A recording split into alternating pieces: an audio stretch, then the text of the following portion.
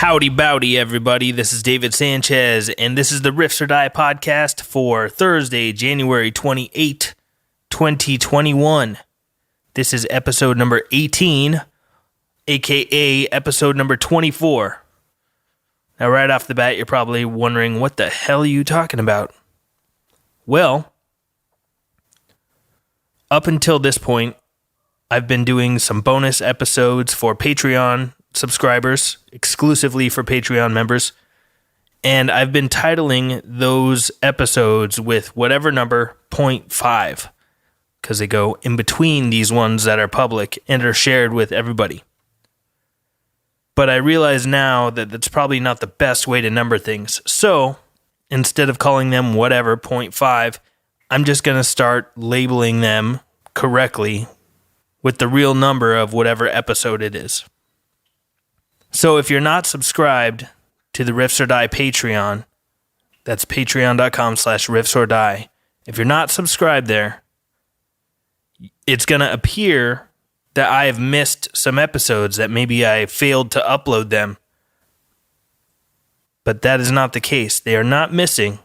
You just don't have access to them. If you want access to all the episodes of this podcast, including the bonus episodes, you have to go to patreon.com/riffsordie and subscribe.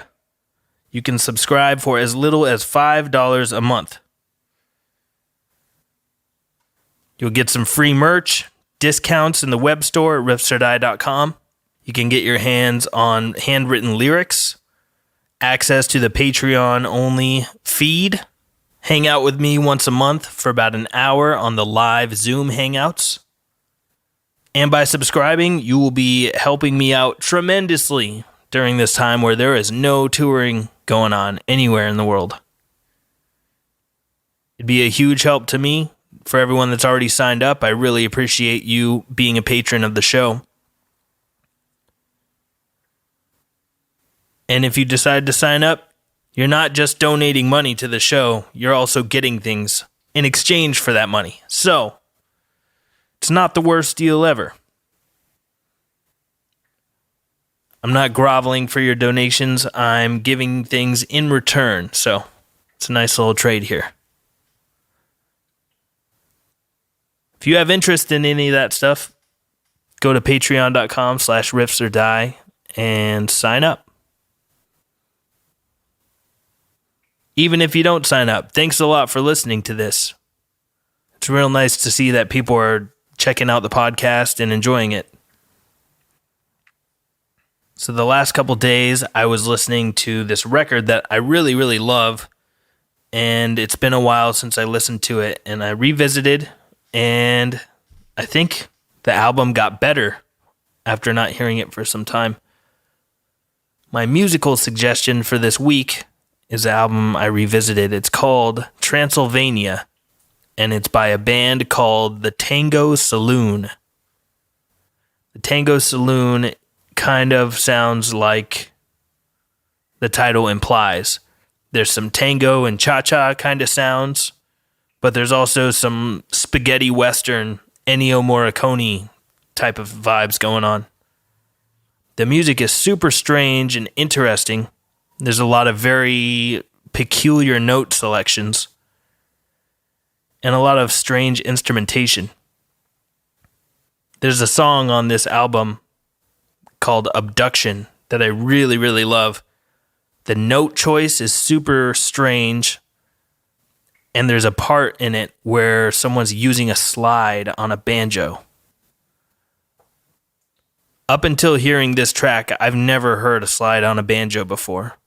I'm sure somebody's done it, but I haven't heard it until I heard this Tango Saloon song, Abduction. So if you want to dive into something that I enjoy and maybe you've never heard before, go check that out. The band is signed to Mike Patton's label, Ipecac, and Mike Patton does guest vocals on quite a few tracks on this record. So if you're into Mr. Bungle or Faith No More or Fantomas or Tomahawk or Peeping Tom or any of these Mike Patton projects, you have to check this one out. It's really great. It's not metal, but it's very interesting music, and I love it.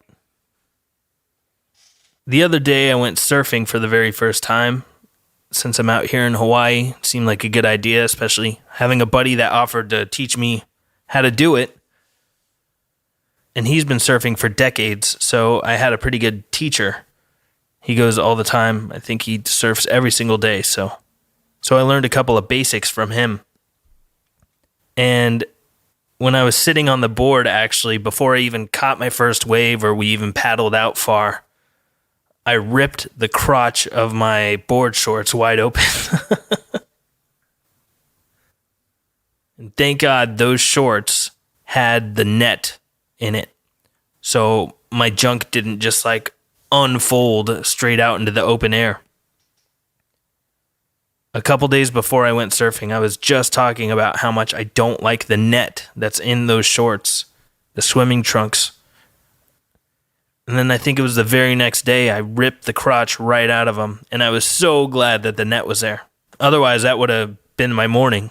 I would have had to just disappear and go buy some new shorts. But thankfully, that net saved my life, and I was able to catch a few waves. It was a blast. Super fun, and I totally get how that could be addicting. When you catch a wave, it's a really good time. And I'm from Colorado, so we don't have any surfing out there. It's a brand new experience for me, and I'm definitely looking forward to going back. Other than blowing the crotch out of my shorts, the only other thing that wasn't ideal is I didn't wear what they call a rash guard, which is basically a shirt for surfing. And since I didn't wear that rash guard, I got gnarly burns from friction and just skin irritation while paddling. I got some gnarly burns on my upper abs and on my nips. Luckily, it's starting to not hurt so much.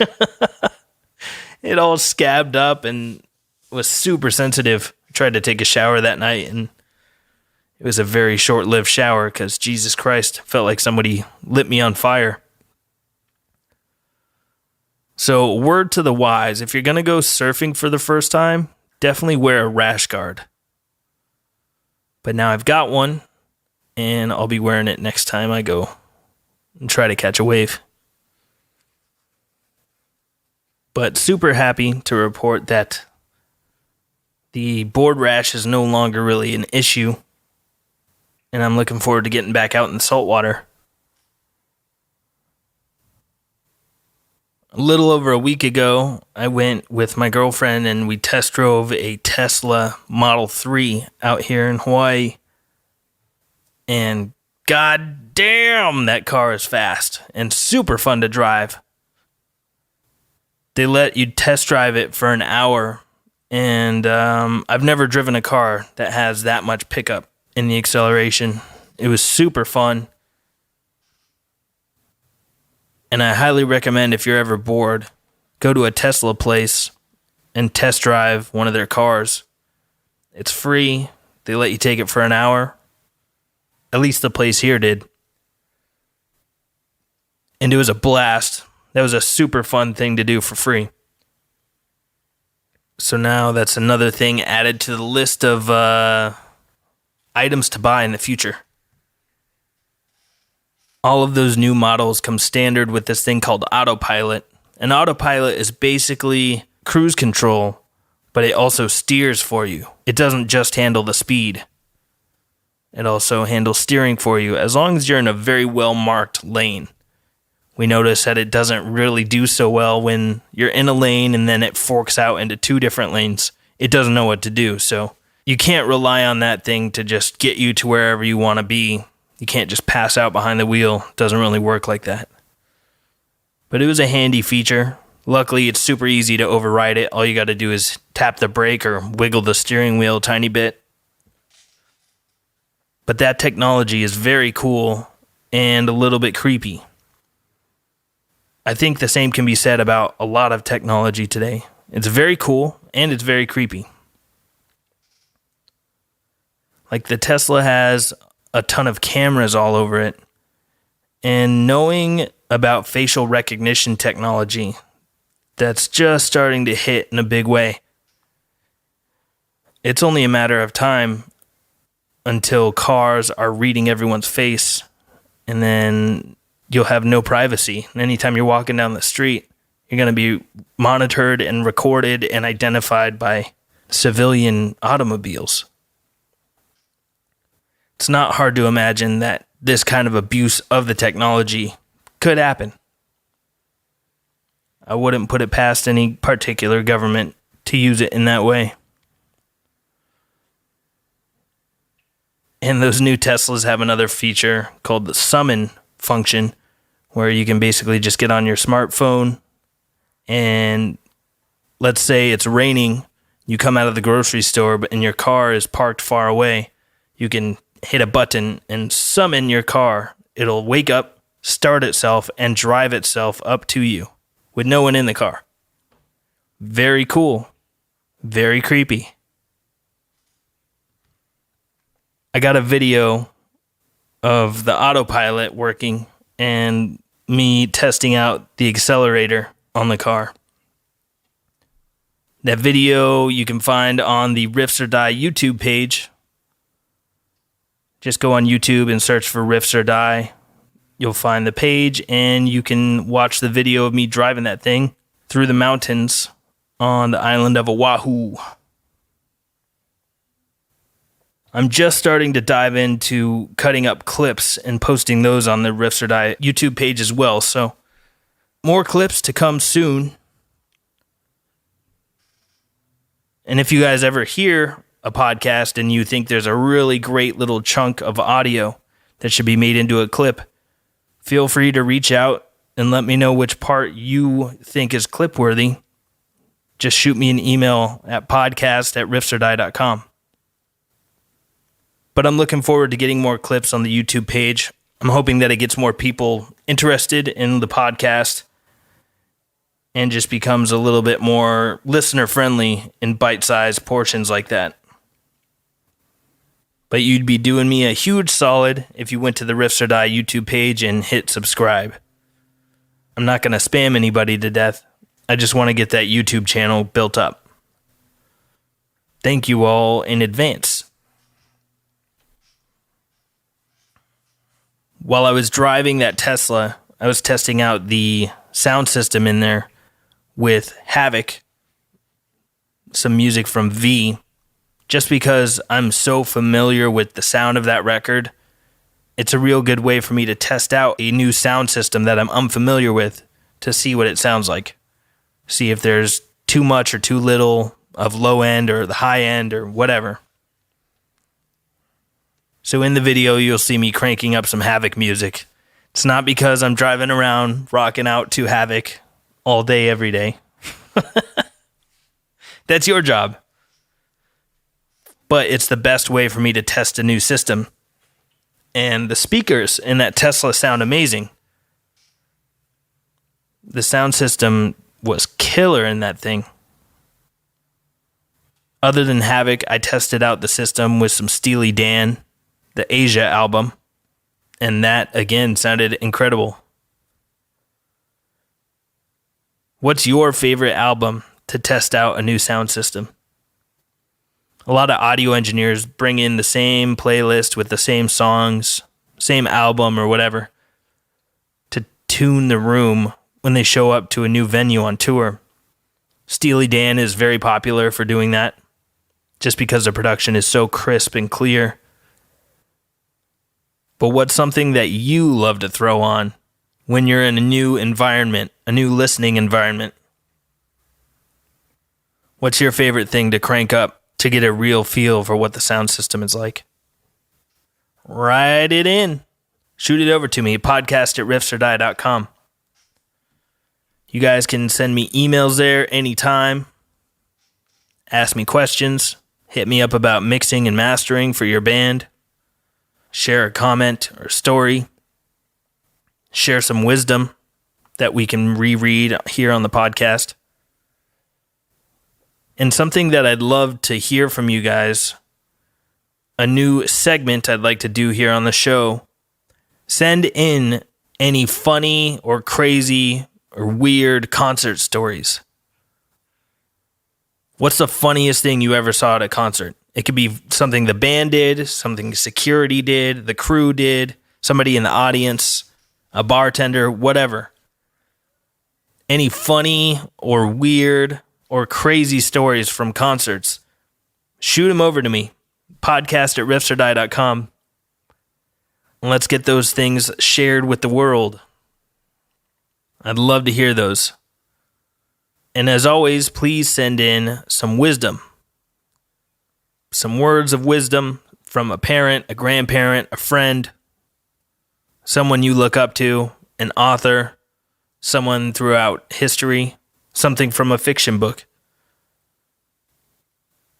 Any wise words are very welcome, and I'd love to share them on here. Send me all the goods. Shoot them over to podcast@riffsordie.com. Appreciate it. Speaking of emails coming to podcast@riffsordie.com, let's dive into some of the emails for this week. Here we go. All right, this first one says, saying hi and asking a question. Hello, David. I'm a great fan of your work since 2015 when I was 15 years old, and recently I've started dig in your podcasts. I started listening backwards from the episode which featured John Keevil. You were a great duo on that. Thanks. I always thought that you and Keevil would have an interesting talk because of your intellectual personalities.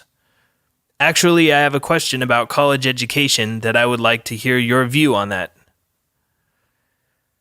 As a college student, I find college education beneficial to gain a worldview or personality. There are not many high school graduates that are highly intellectual around me in my country. But there are many examples of people not going to college but being really wise. You didn't go to college. Afaik? That's got to be a typo.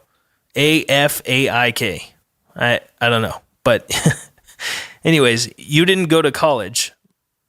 And I really admire your personality and thoughts. I would like to hear, how did you achieve to learn and gain knowledge to this level without higher education? I know that college is not the only way to be intellectual, but I would like to hear your view on that and learn more about your path after graduating from high school and forming havoc. Additionally, it would be great to see Zetro from Exodus on your podcast. I'm sure it would be an enjoyable conversation. When this COVID shit is over, I'm looking forward to see Havoc somewhere. Love from Ankara, Turkey. Rad. That's really cool. Thanks for listening all the way from Ankara, Turkey. That's amazing. Turkey's a place I would love to go someday. Who knows if that'll ever happen, but I really hope to make it there one of these days. Well, your English is pretty goddamn good for not being your first language. Well, for starters, thanks a lot for the kind words. I would love to get Zetro from Exodus on here. Maybe someday I can do that. He's a super nice guy and one of my favorite vocalists in metal, for sure. I'm sure some of you could already figure that out, but for those that don't know, now you do. But your question in here, you said, I would like to hear, how did you achieve to learn and gain knowledge to this level without higher education? I know that college is not the only way to be intellectual, but I would like to hear your view on that and learn more about your path after graduating from high school and forming havoc. So the knowledge that I've gained without higher education has mainly just been from watching a lot of documentaries, questioning lots of things, and reading books. I definitely do not think that college is necessary, and it's not for everyone. And very clearly, there's plenty of super genius people that never went to college, so it's not the only be-all, end-all way to prove that you're intelligent. I still think I'm a dummy, but a lot of people are surprised when I tell them I didn't go to college. Not sure why that is, but I've learned a lot more since being out of school than I ever did in school. And that's been mainly just by me reading books on my own and having interest in things and taking a deeper look at it. Whether that's through reading things or watching documentaries or whatever. But when I was like, I don't know, maybe 19 or 20 years old, it dawned on me like, hey, I'm way more stupid than I want to be. So I started reading books that were about things that I was interested in.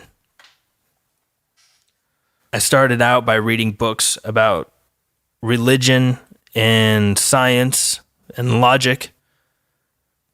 And that led me to some classic books, some philosophy books, mainly nonfiction. I'm not a very fast reader, so tackling a new book is a pretty big project for me. It's a big task. And I like to read nonfiction because if I'm going to make that gigantic investment in time and energy, I'd rather finish the book and know something new that actually happened or give me some sort of new insight into the world instead of reading something that didn't happen. There's exceptions to that. I do appreciate science fiction and things that people made up from time to time, absolutely. But with books specifically, it's nonfiction for me way more than it is fiction, just because reading a new book takes me a long time. And I'd rather come out of the other end of the book a little bit smarter and wiser and maybe know a couple of more things about a couple more things. That's not to say that you can't get things out of fiction books. You absolutely can. Look at how influential 1984 or Brave New World have been. But my path after graduating high school was essentially realizing that I'm not as smart as I want to be and started reading books. And very often when I want to watch something on television, instead of watching a show or a movie, I'll watch a documentary, even if it's just on YouTube. I'll go on YouTube and try to learn something or throw on a documentary about something that interests me. Again, I don't think I'm terribly smart, but I am interested in intellectual things. I really love philosophy, and I love learning in general. It's fun. It's fun to learn things and figure things out, and it's fun to know things, too. Of course, Socrates said the wisest man knows how little he knows, essentially saying that you know nothing. And I'm okay with that, too. The things that I think I know, I don't truly know or understand. That's a philosophical ideal that I can live with. The fact that YouTube is free and libraries are free and the internet is largely free and open, you can learn practically anything you want. You can learn about any particular subject that you want for basically free. So you don't have to go to college to learn things and educate yourself. Self-education is incredibly valuable. Now, there are some instances where I would prefer that, like, a surgeon that's working on me went to school for that and wasn't just some guy that read about it in a library. But there are certain fields where I don't think having a college degree is completely necessary. There are some fields where you can get a degree and that degree won't help you get a job in that field. You'll just have a very, very expensive piece of paper to frame and put on your wall. When it comes to getting into a field like that, I think self-education is going to be infinitely more worthwhile than going to college. Of course, there is that.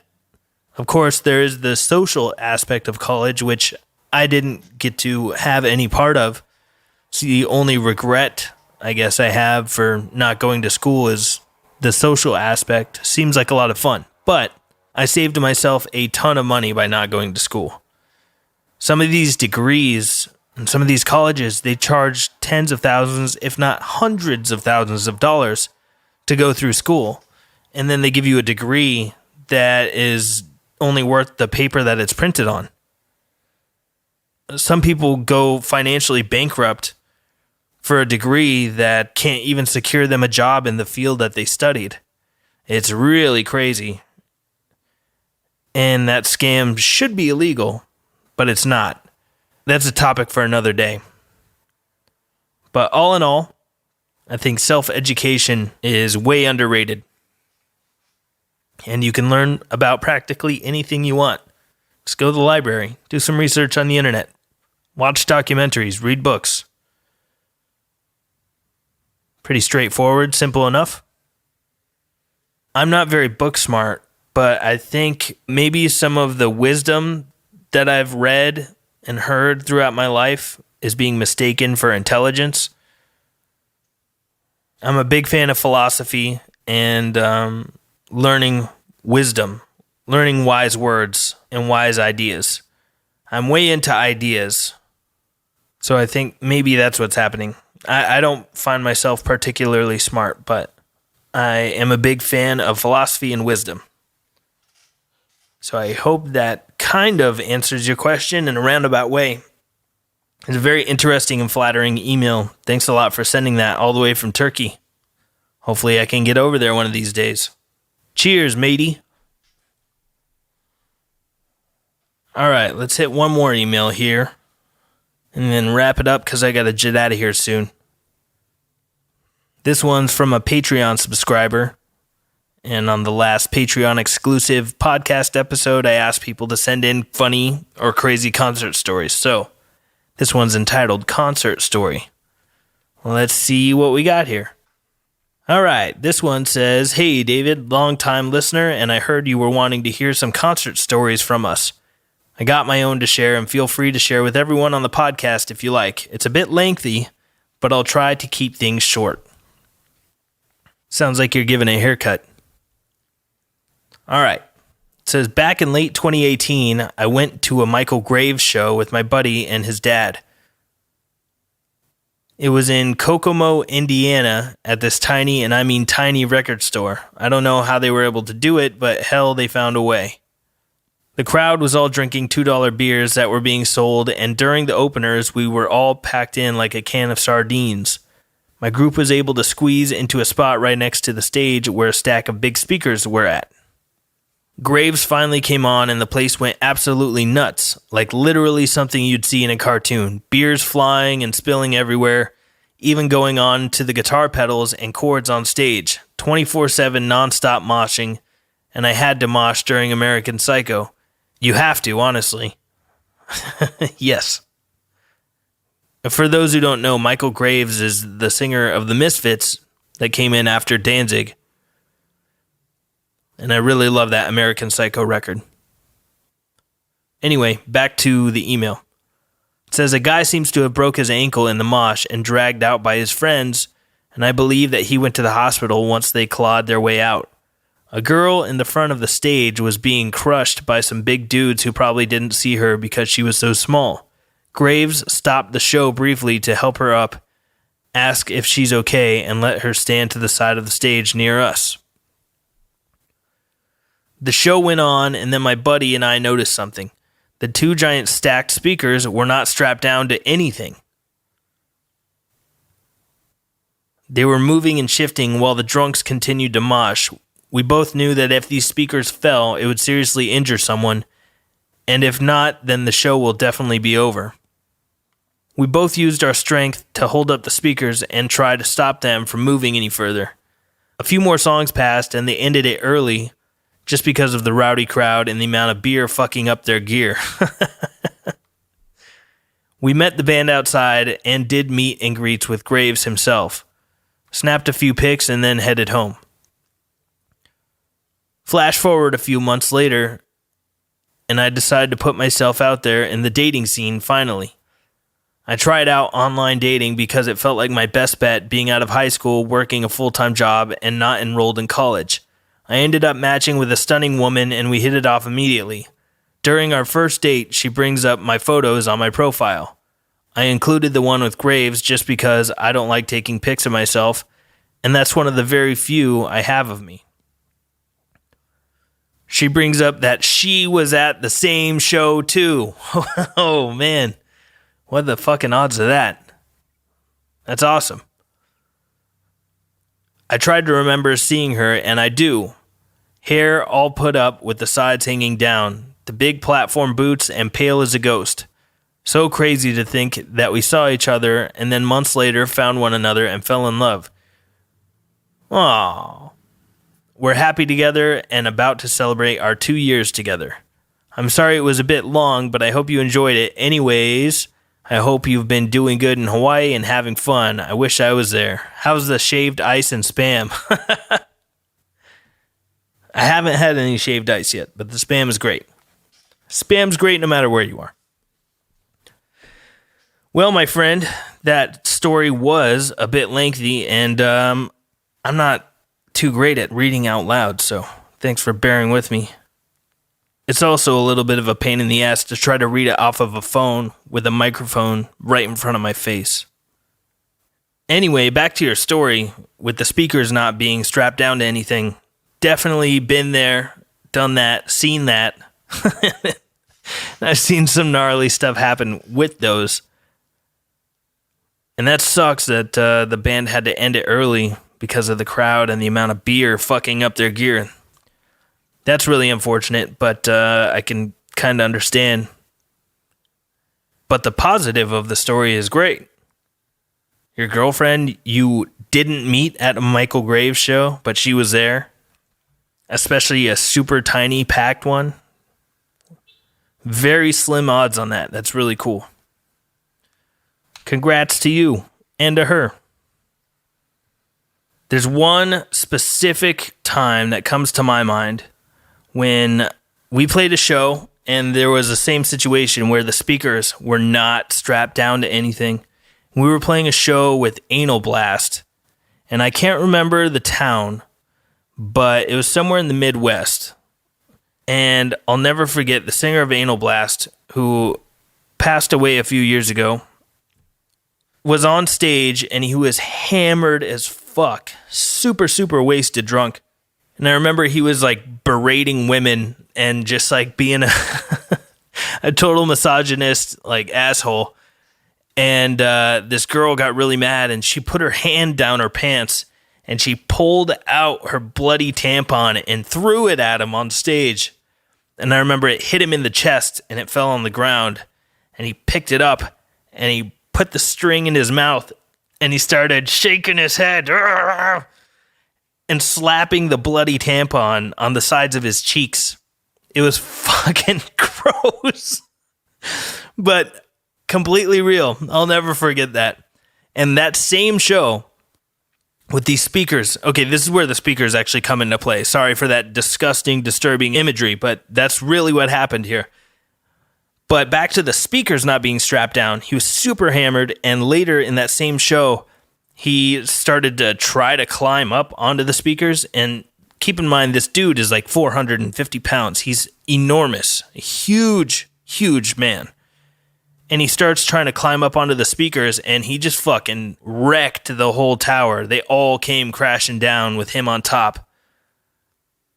I don't think he got seriously hurt, but it did not look like fun. And that kind of wrecked the whole show. I can't remember, but I think the show was over then. I think that kind of ended the whole night. But I've seen some crazy shit happen when the speakers are not strapped down. Case in point, that show we did with Anal Blast way back in the day. It must have been in like 2007 or 2008, something like that. So there you go. We got a weird story from a listener here. Concert story. And I just shared with you one of the craziest things I've ever seen at a show. Sorry, it's fucking disgusting, but that's what really happened. I'm sure there's going to be a lot more disgusting things that get written in when you guys start sending in your stories. So please send them over to me, podcast@riffsordie.com, and shoot over the craziest, weirdest, or funniest things you've ever seen at a concert. I love sharing those. And feel free to keep writing in some wisdom that we can share with the world. We can try to enlighten the world a tiny, tiny bit with this podcast. I want to leave you guys with this piece of wisdom from the legendary, late, great George Carlin. This one's not so deep, it's just more silly. But Carlin said, "Don't sweat the petty things, and don't pet the sweaty things. Never forget." That's it from me for now. Go check out that Tango Saloon record, Transylvania. I think you'll really dig it. If you like Havoc music, you'll get a slight insight into things that inspire our own music. Make sure you go to the Riffs Or Die YouTube page, subscribe there. And if you want to support the show beyond listening to it and telling your friends, you can go to patreon.com/riffsordie and subscribe, and you'll get access to bonus episodes and all kinds of other stuff. So go check that out, patreon.com/riffsordie. And keep in mind, you can always support the show by going to riffsordie.com and picking up a t-shirt or some stickers or buttons or poster or whatever. Plenty of ways to support. The fact that you're listening to this right now and you made it this far in the podcast lets me know that you are a real supporter, and I really appreciate you listening to this and giving your attention for a little while. I hope y'all enjoy the end of your January 2021 here. And I'll be jumping on recording episode number 25 for the Patreon exclusive sometime here in the next couple of days. So to Patreon subscribers, I will talk to you all soon. To everyone else, I will talk to you a little bit later. But not too late. Don't sweat the petty things, and don't pet the sweaty things. Take it easy, everybody. Goodbye.